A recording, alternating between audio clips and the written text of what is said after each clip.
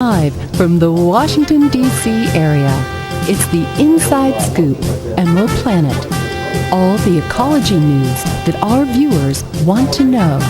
Now, here's your host, Executive Director of the Emerald Planet, Dr. Sam Lee Hancock.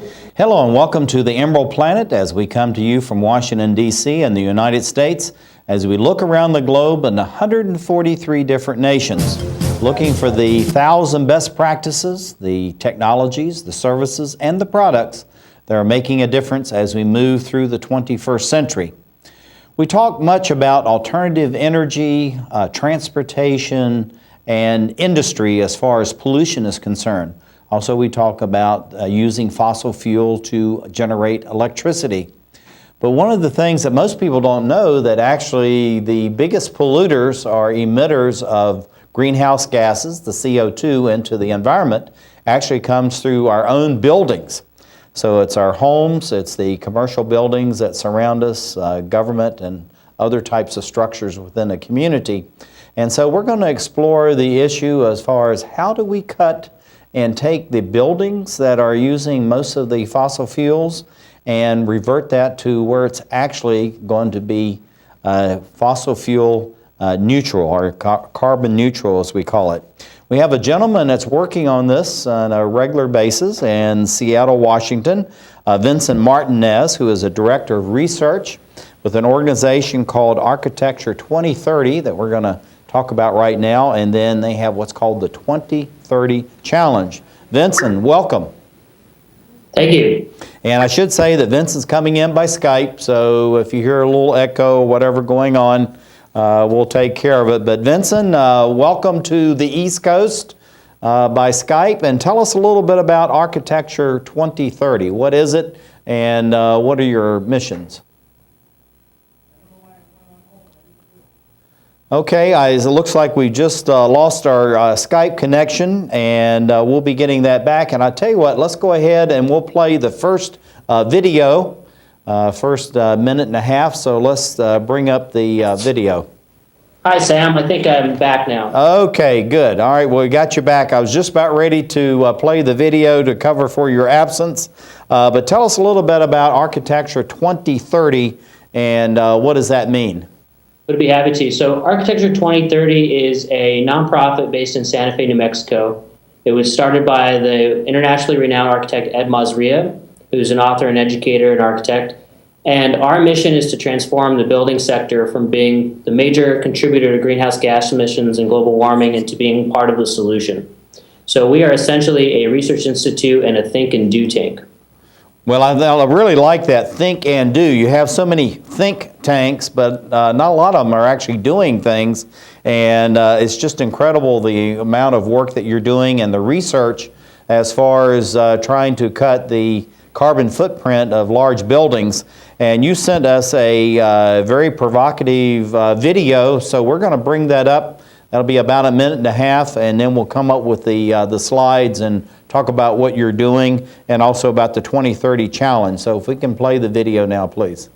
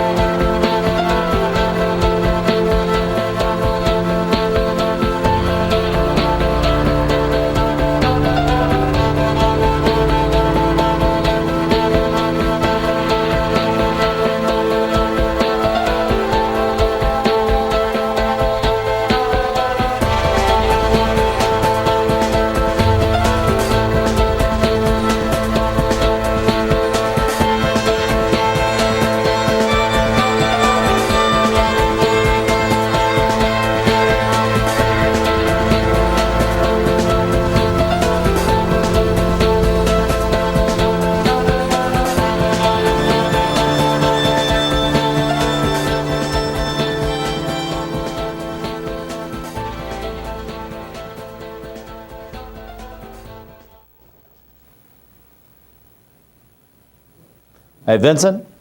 Are Yes, you back? Okay. Thank you for sharing that video with us. That is really fantastic, and it's something that really challenges our thinking about what are the major emitters of greenhouse gases to the environment. How did you come across this idea that we really need to be looking at what's all around us, the buildings, as far as addressing CO2 emissions and climate change? Well, in about the year 2002, our founder and CEO, Ed Mazria, in Santa Fe, New Mexico, started looking at these statistics, and typically we thought that the transportation industry, single occupancy vehicles are really the main contributor to greenhouse gas emissions, something we could see driving through every day, exhaust coming out of the tailpipes. But when we started looking at the statistics, it also said it looked like transportation. Typically the environmental EPA and the Energy Information Administration, they break up statistics and they would show the building sector through a number of categories. So you would look at it as terms of residential operations, commercial operations, and industrial operations were all in separate categories. So what we did is we created a building sector. We wanted to understand how buildings in general and how the design community might affect it. And we got to up 50% of energy consumption and greenhouse gas emissions are responsible within the building sector. So that's commercial, residential building operations, and then the actual embodied energy and carbon associated with making building products and making the buildings. And so we knew we had to address that issue. Well, what we want to do is bring up the slides that we have here, because this really tells a very interesting story, Vincent, as far as the percentage. And again, most people think of it's all going to be through transportation, maybe industrial output, but it's just amazing the output of CO2 gases coming from buildings. Yes, you think about it, our buildings are running 24/7 most of the time. Our homes have heating and cooling and lighting loads associated with them. All the electricity, 75% of the electricity that's produced in the United States actually goes to power our buildings. And those are, we spend 99% of our times within indoors and either at work or at home. So those are constantly going in order to have the comfort that we need. Well, looking at the consumption by sector, and I know as far as the operations, and then you have construction and materials, kind of break that out for us. What do we mean by that? And then we can hit lightly on the others, because we have now the message that buildings really are the biggest emitters of greenhouse gases. That's right. So you'll see the largest piece of that pie, which is about 43% of U.S. energy consumption, is building operations. So that's heating, lighting, cooling, hot water, and what we call plug loads, which is all the equipment and that we have within our building. So that's the lion's share. About 5.5% is associated with the embodied energy associated with making building materials. So think about concrete and steel, all the plaster and everything that goes into a building, and then the actual construction of the buildings. And you'll notice too, Sam, is that the light-duty vehicles, the transportation piece, which we normally thought was part of the problem, us driving, is essentially only 16% of energy consumption in the U.S. So it really changes the focus onto the building sector. Well, I think it's really important. I'm going to go to this next slide here, because this is the CO2 emissions by sector. We're going to stay tight on these slides because there's a real message here. Go ahead, Vincent. Sure. So what we can see is that our fossil fuel greenhouse gas emitting energy is the majority of energy in the United States. And so because we consume about 50% of the energy, the CO2 emissions roughly are close to that. It's about 46% of CO2 emissions come from the building sector. So we're inherently tied. The climate change crisis and greenhouse gas emitting crisis is really an energy crisis, and the building sector is at the heart of that issue. Vincent, looking at this research that you've done and sharing these pie charts, why do you think there's been such almost a myopic focus on transportation as the main emitter when it really has been buildings all along? Well, again, I think we see transportation, it's much more apparent for us. When we're out, we're in traffic a lot of the time, we're walking through cities, and we see the emissions coming out of the tailpipe of cars, and it becomes almost hidden in the building sector. We turn on our lights, but it's not a direct impact of seeing pollution coming out of our buildings. Although our buildings do create mini power plants. Anytime we have fossil fuel sources within the buildings to power our heating sources, those are essentially mini power plants as well, but the majority comes from the power plants. So about 75% of electricity produced in the United States goes just to power building operations. So those are the big five again: heating, lighting, cooling, plug load, and hot water. So really, it is a direct effect, but it would give the impression that it's indirect because it happens at the power plant level. Well, I'll tell you, it's just amazing to share this. Now, this is really in a chart that's showing the increase as far as consumption is concerned, and buildings is really just going almost off the chart. That's right. So the DOE projects 20 years into the future every year, and they look at how much energy they think the different sectors will use. And really the predominant for the projection increases is the building sector. We'll see transportation starting to level off. Things are getting more efficient there. Industry's tending to level off, and in the United States, that's mostly because we don't do a lot of industry here anymore. That happens in developing countries. So the building sector is really going to be responsible for the rest of the demand moving forward. And when you look at electricity consumption, we're almost 100% of the demand, and transportation barely makes it onto that chart in terms of electricity consumption projections. And that's even if we look at electrification of vehicles and some of those things, electrification of mass transit, the building sector is still going to be the predominant user of all that electricity. Well, this is what I wanted to get with, and we're going to close with this. We only have a little over a minute, Vincent, so we need to be quick. Tell us about this 2030 challenge, and how do you think we're going to reach this carbon neutral by 2030 in Seattle, but you really want to extrapolate that across the United States and across the globe? Sure. Well, we understood we had to deal with this energy crisis in the building sector. So we launched in 2006 what was called the 2030 Challenge. And that was a reduction of that then 50%. Now it's a 60% reduction for design communities to do new construction and major renovations. So if they were designing a school, they would design to be 60% less energy intensive for that school in that region. And it moves every 5 years, 10% to be carbon neutral by the year 2030. Now, this is really what was called for by the scientific community for the building sector to reach the targets that they need by the year 2030. And the way we're going to get there is the design community can move very, very quickly if everybody gets on the same page about designing more efficient buildings. And it doesn't necessarily have to cost more, it's just good design. It's intelligence within the design process for every new construction and major renovation project. And in Seattle, they're taking it to a new level, which we'll hear about Vincent, soon. we're going to be out. Thank you for being with us. Thank you, viewers, for being with us as we create the Emerald Planet. Will you be prevented from voting in the November presidential election? Virginia enacted a new voter ID law in May. It expands the types of identification voters can bring to the polls. But if you don't bring one of them, you can only cast a provisional ballot. Then it gets harder, because you must get your ID by noon on the third day after the election to your local election office for your vote to be valid. You can avoid that by bringing a current utility bill, a bank statement, a government check, or your paycheck, but each must have your printed name and address. You can also bring a valid employee photo ID, a driver's license, or a photo ID from the Department of Motor Vehicles. Virginia will play a major role in deciding the presidential election. Make sure your vote counts.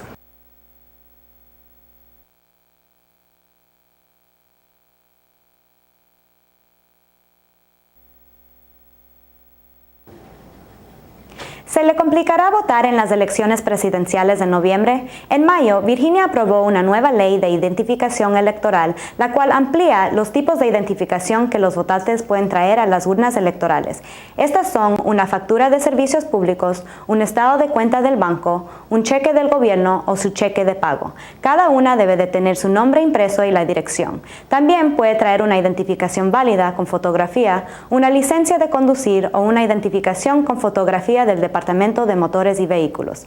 Si usted no trae ninguna de ellas, su voto será solamente provisional y se le dificultará más después, porque usted debería presentar su identificación máximo hasta el mediodía del tercer día de realizarse las elecciones. Virginia jugará un papel importante en decidir la elección presidencial. Asegúrese de que su voto cuente.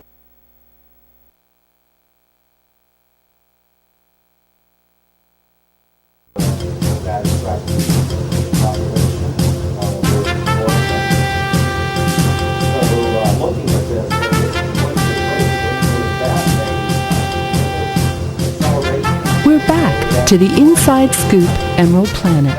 Here again, your host, Dr. Sam. Hello, I'm Dr. Sam Hancock, the President and Executive Director of Emerald Planet, coming to you from Washington, D.C. in the United States, as we look around the globe in 143 different nations, looking for those 1,000 best practices, the technologies, the services, and the products that are making a difference as we move through the 21st century.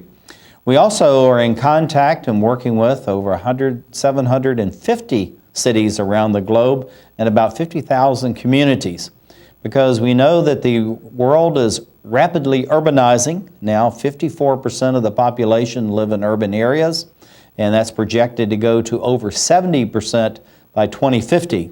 But there are some nations, such as Brazil, who is an emerging economy. It's already over 80% of the people that live in urban areas. And so how can we address the issues as far as rapid urbanization, at the same time cut down on CO2 emissions, greenhouse gas emissions, and to make a difference as far as the planet is concerned and address severe climate change? We have a gentleman who's actively working in this on a day-to-day basis. Now, this is Brian Geller, who is Executive Director, the Seattle 2030 District in Seattle. And Brian, are you with us?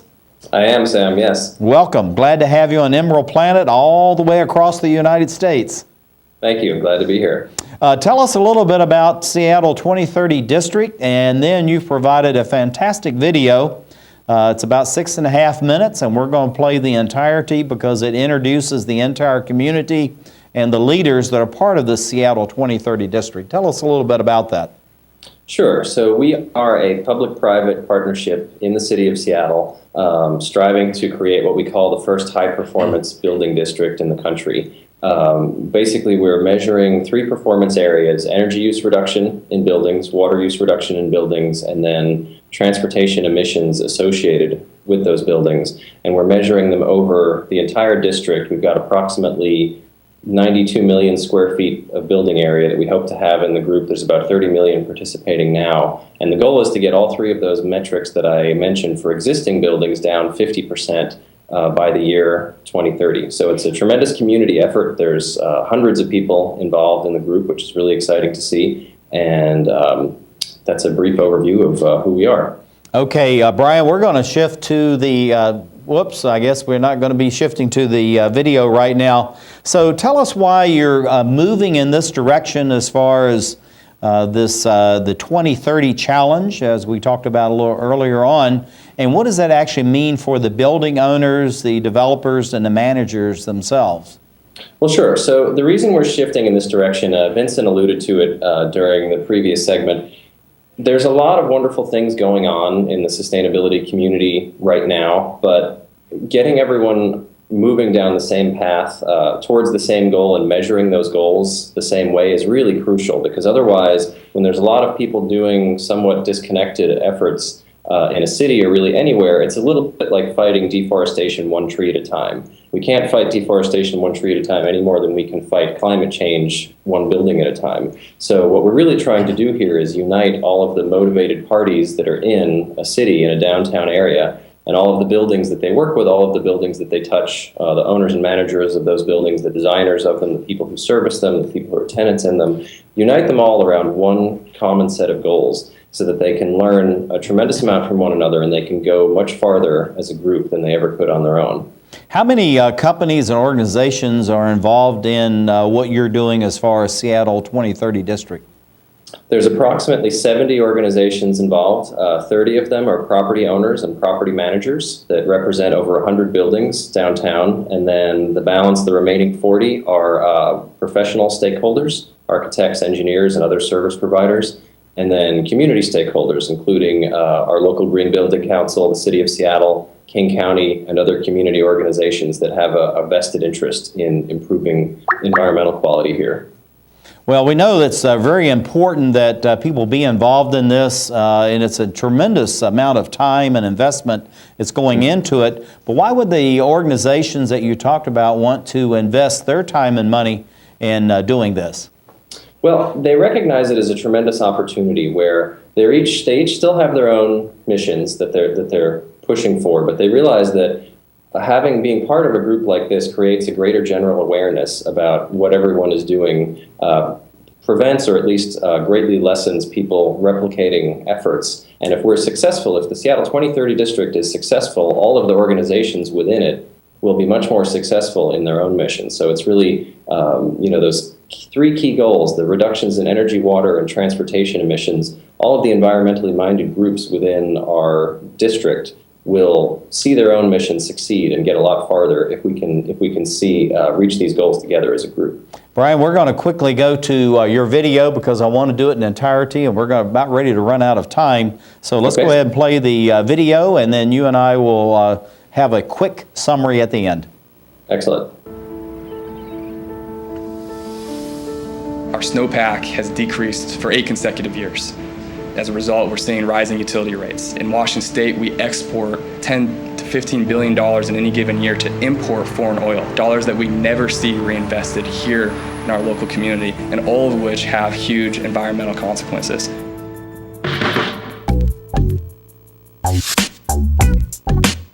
Seattle 2030 District is the first high-performance building district in the country. I'm not familiar with any organization today where the board of directors or the executive leadership isn't being asked what their organization is doing to be working towards a more sustainable future. Simply put, carbon reduction can help businesses save money by using less electricity, by using less natural gas, by taking control of your transportation costs, by taking control of your materials costs. You can actually save money, and you can save on carbon. A number of interested folks in Seattle coalesced around this idea of challenging the building owners and managers here locally to commit to creating a high-performance building district by the year 2030. The built environment is responsible for just about 50% of total energy consumption in the U.S. So everything that's produced, 50% goes to the building sector. And so it's the largest consuming sector, and it's the largest emitter of greenhouse gases. When energy was cheap and we were digging it up and burning it and not looking at the consequences and the issues, that was fine. Well, that's changing, and there are risks that are associated with continuing along that path. We're not saying anything is going to happen or not happen. They're just risks. And if you look at the risks are dramatic. This is not just the risk to a building. We're essentially talking about the entire planet. So it's an insurance policy in a sense to move toward zero, to carbon neutral. The 2030 challenge was issued as a challenge to get the building sector to carbon neutral by 2030. It's a big experiment to see if Architecture 2030 Challenge, which has been just about individual buildings, can be successfully applied to a large area. It's a more collaborative model for how to get the green economy going in a big city. It's great to see that we have a community of business people, of architects, of engineers, of energy management professionals that realize that if we are going to be a high-performing city, if we're really going to be the city of the future, if we're going to have solid economic development, it's going to take us all. We've struck a unique balance where we've got a lot of commitment from the private sector. We've got a lot of cooperation from the public sector without regulating and forcing anything on anybody, but we just have all the right people at the table that can really get a lot done.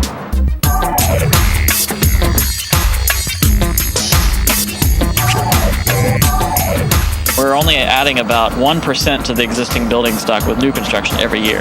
So there's a lot of existing building stock out there, and we have to communicate with the various building owners and managers of those buildings to convince them, look, meeting this challenge isn't as hard as you think. We've done it. We can share the results with you. Let's do it together.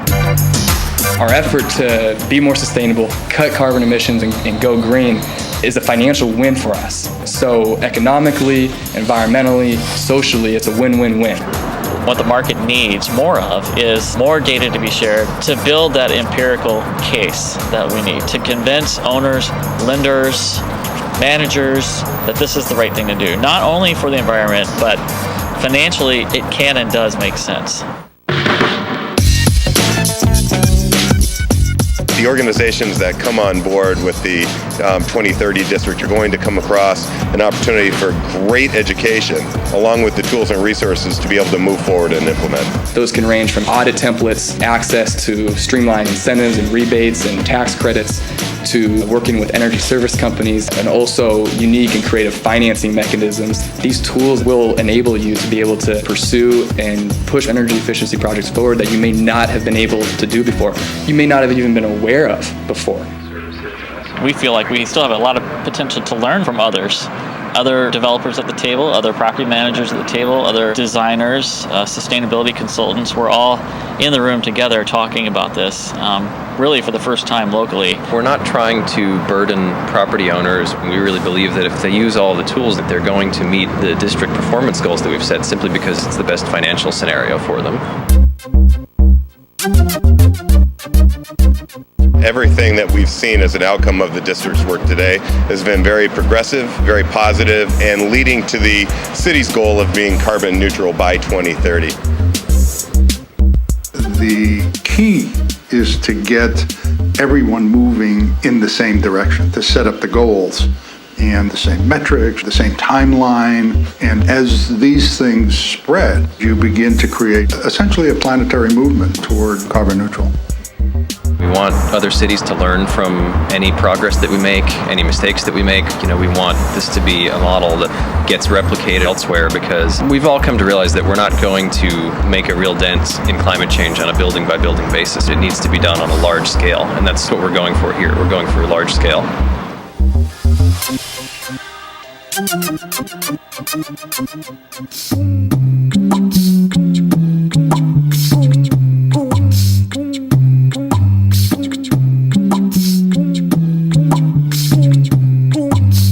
Well, welcome back.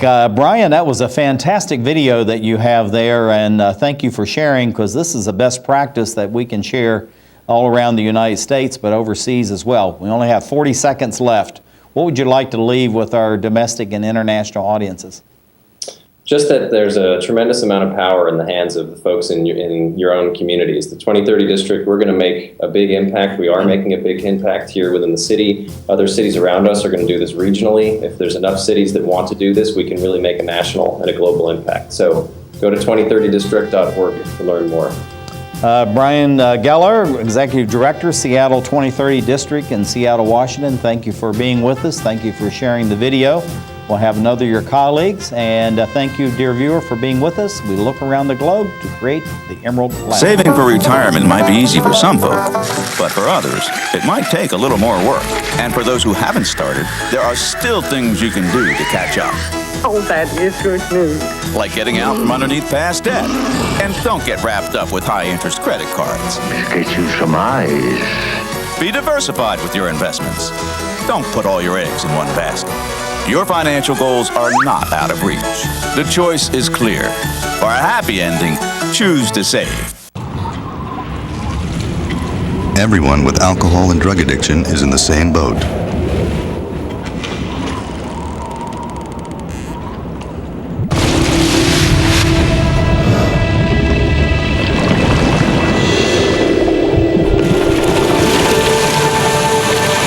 With treatment, you can find solid ground.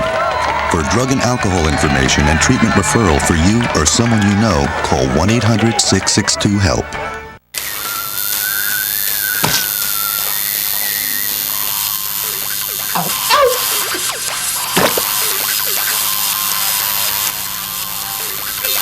Dude, are you sure you want this tattoo? Because just do it.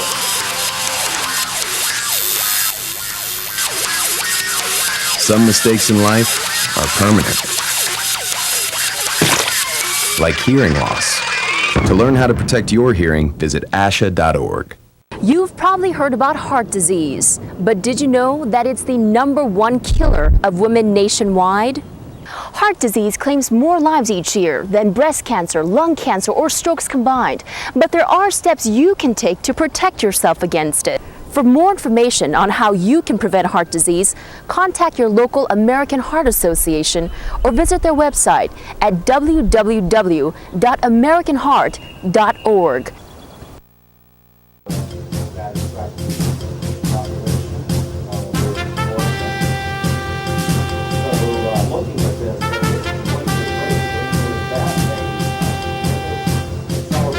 We're back to the Inside Scoop Emerald Planet. Here again, your host, Dr. Sam. Hello and welcome as we look around the globe in 143 different nations, looking for those best practices that are going to take us through the 21st century. We're also looking at a number of the urban areas around the United States and abroad to figure out how that we're going to be able to address over 70% of the people of the planet by 2050 will be in urban areas, and what the impact and the effect that's going to have on climate change. As you know, also, they're projecting a 70% number of people that will be living in urban areas, and that's of 9 billion souls. That's a lot of people going to be living in urban areas around the globe. We have someone who's actually thinking about this, doing the research, but also is involved in implementing various practices. His name is Joshua Curtis. He is the manager of Community Power Works in the city of Seattle in Seattle, Washington. Joshua, are you with us? I am. Hi, Sam. How you doing, Joshua? Welcome to the Emerald Planet. We know we're going to be playing about a 2-minute video that you've provided for us, but let's kick off. What is Community Power Works? And then we'll go to the video, and then we'll chat throughout this particular segment. Yeah, thank you. So I manage the program Community Power Works for the city of Seattle. We received a DOE grant for $20 million about 2.5 years ago. And the goal of our grant program has been to drive deeper energy efficiency in residential, commercial, and institutional buildings in Seattle. You may or may not know, but Seattle City Light, which is a municipally owned utility, has a long history of energy efficiency.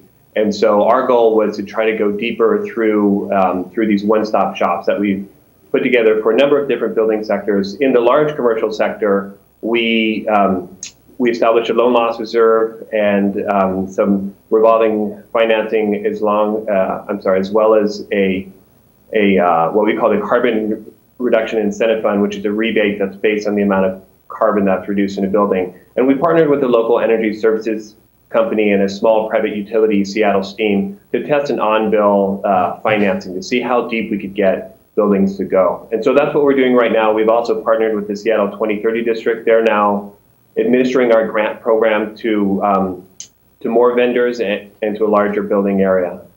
So I'm happy to talk about more of it, but that's kind of the large commercial sector in a nutshell. That's fantastic, and I like the way that you're actually combining together the residential, commercial, and institutional buildings, and that's something that most people don't think about is, again, as we stated earlier, it's more focused on transportation, utilities, even industry, but buildings really are the ones that are using the lion's share of energy. We have the 2-minute video, so let's go ahead and play that now. And then Joshua, we'll come back and talk more about what you're doing as far as Community Power Works. Great.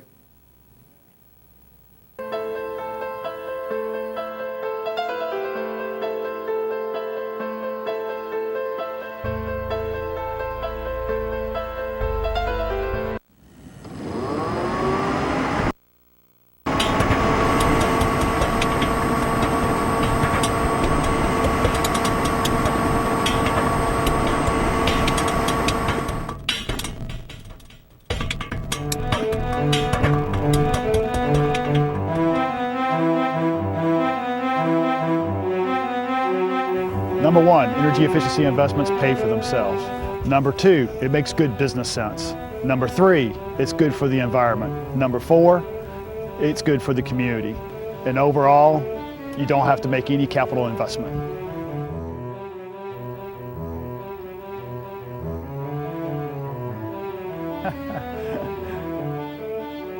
The more that we can work collectively on energy efficiency as opposed to separately, the better off we'll be.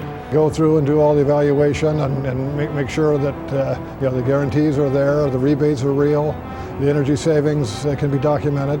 Put all that together and you do your due diligence, and man, this is a no-brainer. It is very important. It's important to our members, and it's important to us as the stewards of the building to run this building as efficiently, effectively as possible. Conservation, sustainability, all plays a part in that.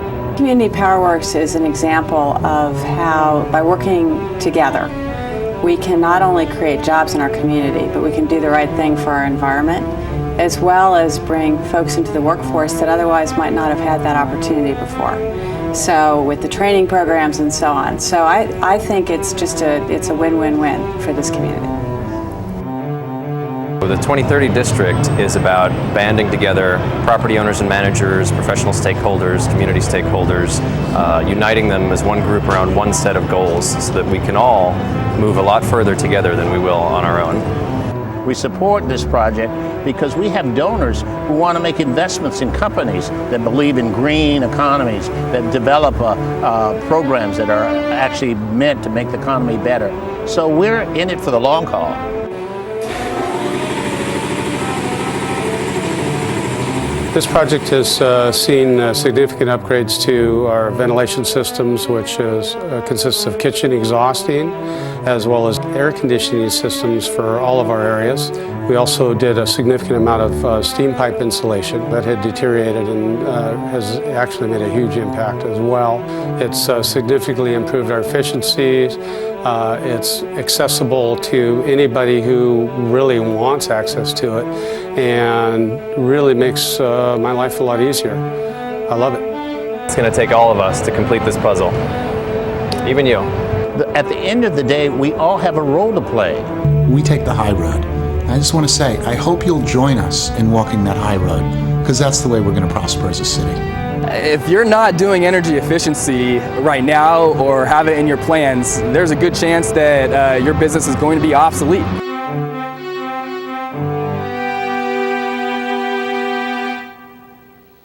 Well, we're bringing back Joshua Curtis, who is the manager of Community Power Works in the city of Seattle, Washington.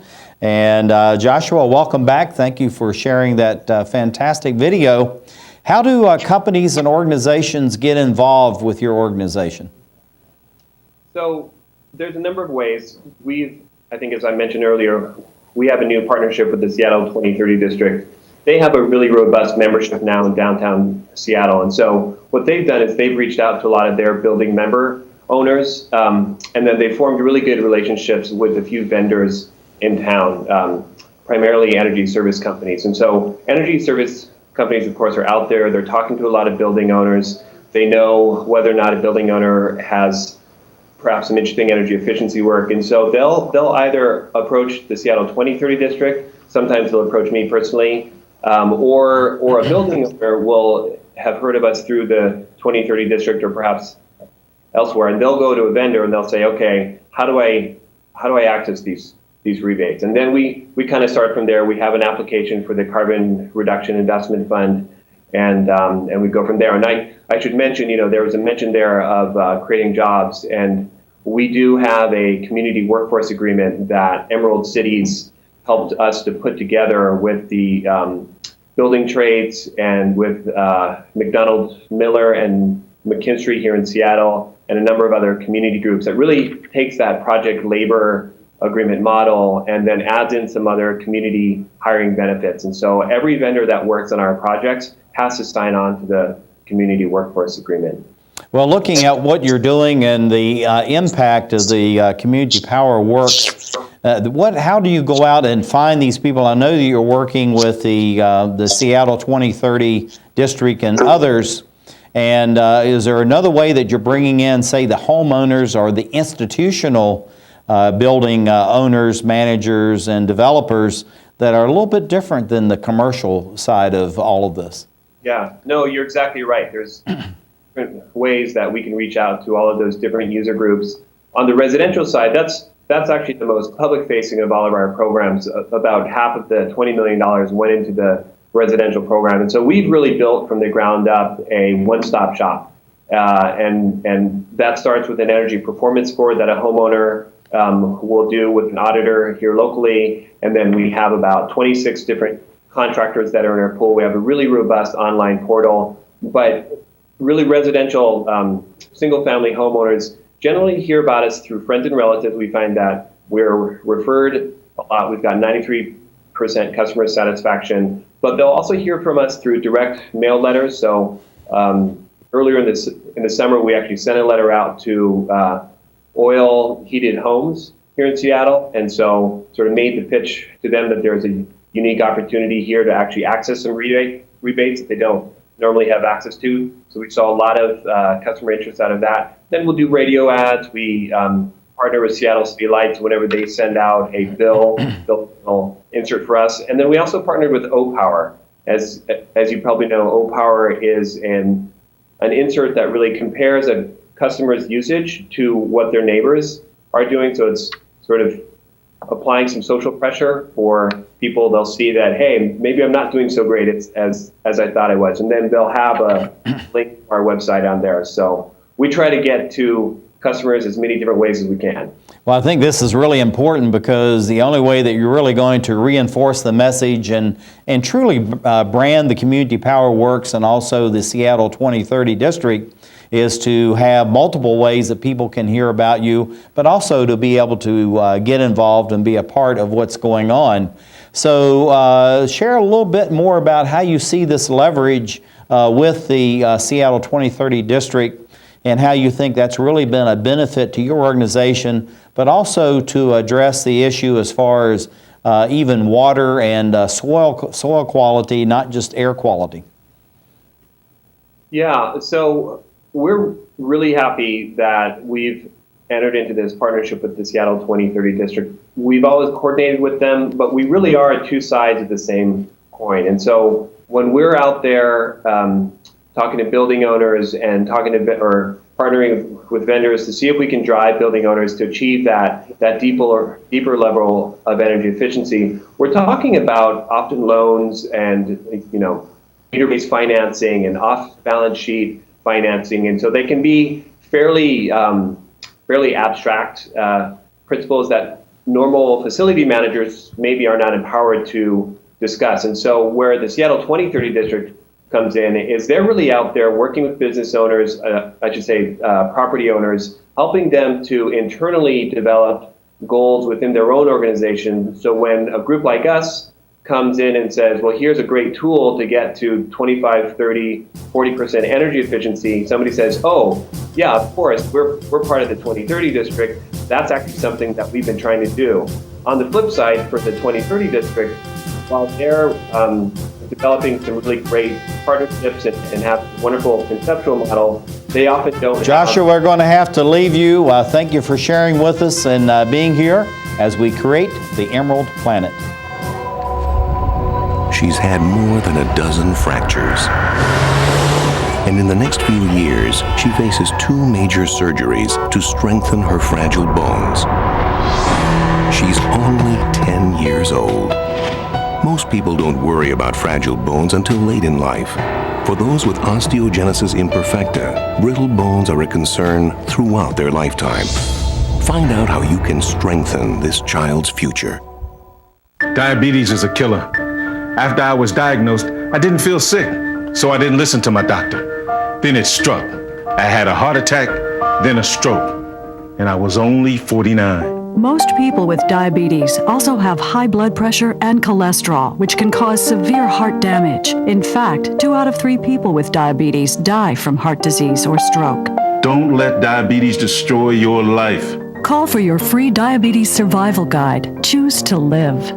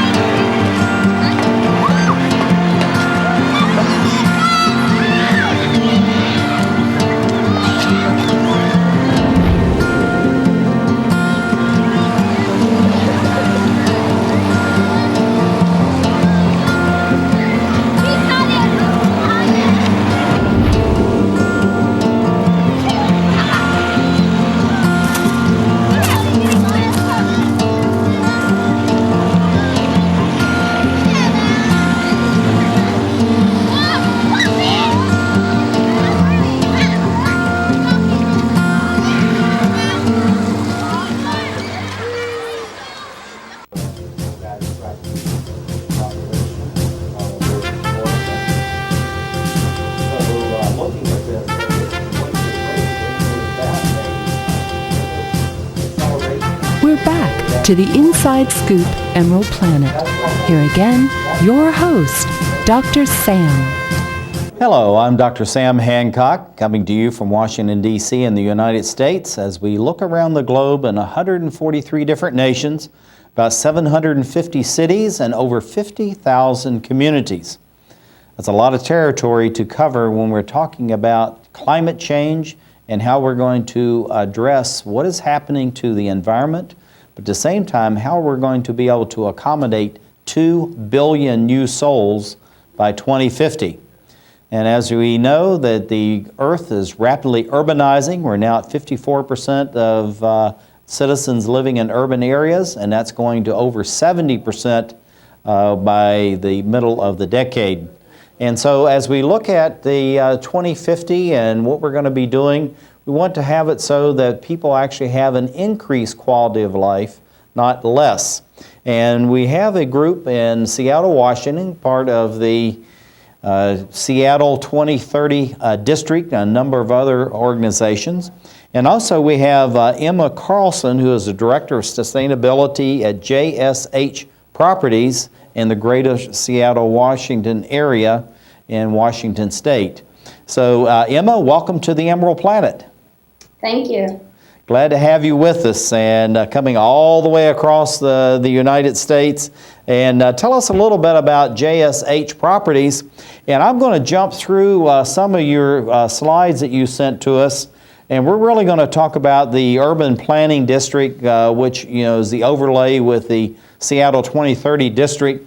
And we'll start from there. But just tell us a little bit about your organization and your involvement in this 2030 district. Well, so JSH Properties is a commercial property manager. We have about 12 million square feet throughout the Puget Sound area and about 500,000 square feet here in downtown Seattle. We joined the 2030 district in May of this year, and my role as a sustainability director is to start a sustainability program for the company.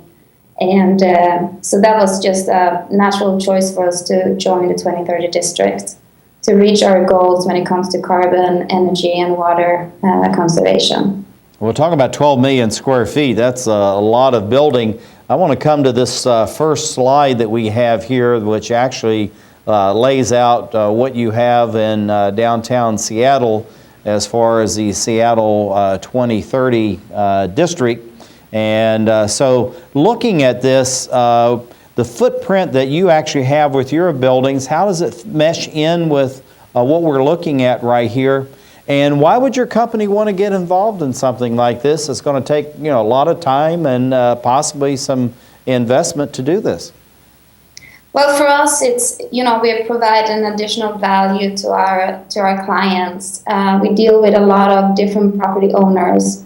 Since we don't own our own properties, we are creating a value for them. And by us being in the 2030 district, we kind of choose that we are, invested in our sustainability efforts. Yeah, well, looking at this footprint, this is a huge footprint. And Brian Geller, who is the executive director of that organization, needs to be properly praised for what he's put together for all this. And I know that you've been working very hard as far as the footprint is concerned for this whole area. But this regulatory perfect storm, tell us a little bit about that. That really was some of the impetus for developing this whole effort. Well, that's the disclosure ordinance from the city of Seattle, that all commercial properties over 50,000 square feet needs to be benchmarked. And so that's kind of the start for it. We had to do it, basically. Yeah, so looking at the perfect storm, what we're getting out of this, Emma, is that you need to have willing property owners, you need to have people that are very proactive in the community as far as improving the environment, but also the government needs to take an active role in all this, so it's a balance between the private sector, government, and the citizens. Oh, absolutely. It's crucial, definitely. Well, tell us a little bit about what this is sharing with our audiences here and around the globe in this as far as downtown Seattle, and how you incorporate your buildings and also the other large-scale business developers, owners, and managers in downtown Seattle. Well, we try to be as transparent as possible.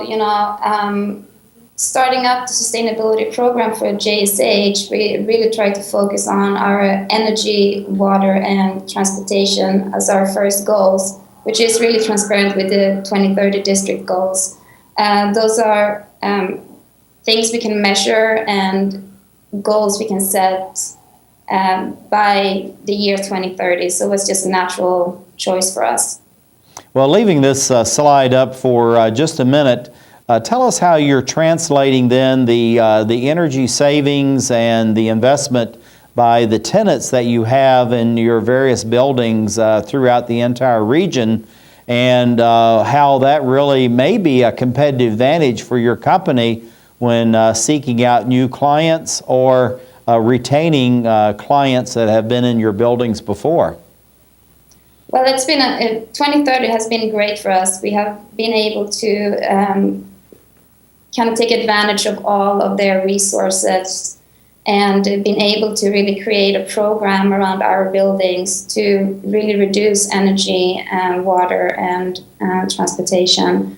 They've been able to provide us with the tools so we can also communicate with our tenants and how to reduce this and how are we going to achieve these goals as a community. Well, I know these performance targets that have been set through the Seattle 2030 district program is very ambitious, very aggressive. And so looking at it, tell us a little bit about what we're looking at here, and how do you think it's going from a building manager perspective to actually reach this carbon neutral zone in 2030? Well, essentially, when you look at it by building, it's really hard to get to that goal. But, by collaboration with other property owners and manager in the downtown Seattle area, we can get there as a group. Well, go ahead. I'm sorry. No, go ahead. Sorry. No, I was just going to say, as far as looking at this carbon neutral, what do you think are one of the lessons that can be learned by other communities that are facing the same issues that you have in Seattle, Washington, and how this may translate into what they may want to do or implement within their own cities? Well, the first step is really to have that conversation. Bring community leaders, property manager, property owners, service providers together and have that conversation. And as a matter of fact, there is actually a similar district starting up in the east side, which is just a few miles from the downtown Seattle core, with the similar goals and missions. And we have a lot of properties throughout the Puget Sound area, so we are definitely a driving force in that. Well, looking at that, I know that through the collaboration out there, there are a number of other cities that are being brought into this movement as well. And I think that's something that's really important. What about the streamlined permitting and how that really impacts on your operations and what you're trying to do to bring the very best building, a very best energy efficient building to your clients? Well, when it comes to energy efficiency, it also means that you're going to have less operational expense. So for our clients, that's a huge value for them. Since we don't own our properties, we provide that value. If you have a more energy efficient building, once the client decides to sell that building, you can get more money for it. Yeah, and this is what I think they call actually the triple bottom line. You're saving money for the owner managers of the buildings, reducing costs to the client, which in turn hopefully lowers the cost to the consumer within that area. So this is something that's quite important. Yeah, absolutely. It's crucial. Now, the modeling assistance, is this something that you've been able to take advantage of as far as your organization's concerned? Is this something that actually goes out to Seattle 2030 district, the organization itself, or is this something that software that you as a property manager can use and do your own modeling? Well, we do not have any, and we only have existing buildings. We don't have any new construction, and this energy modeling assistance is mainly for new construction, so we have not been able to take advantage of that. Yeah, my understanding is there's only about 1% of the total stock that comes on in any year that's new. So really it says an organization like you with $12 million under contract, this is a real fertile ground and a real opportunity for you. Yeah, no, absolutely. Well, looking at these targets here, I know they're trying to reduce down, and we're just about running out of time, Emma. So looking at this assess, target, deliver, how are you implementing this within your organization? And we only have about 40 seconds left. Well, we are trying to really work with the Seattle 2030 district, take advantage of the incentives they are providing, and 2030 has been a great one-stop shop for us to reduce carbon, energy, and water, which are the biggest money savers for us as well, and for us to create value for our clients. Well, I'm going to leave this slide up as we exit. Emma Karlsson, Director of Sustainability at JSH Property and Greater Seattle Area. Thank you for being with us. Thank you for sharing your ideas, and you're part of a fantastic program out there, and we look forward to talking with you again soon. Thank you.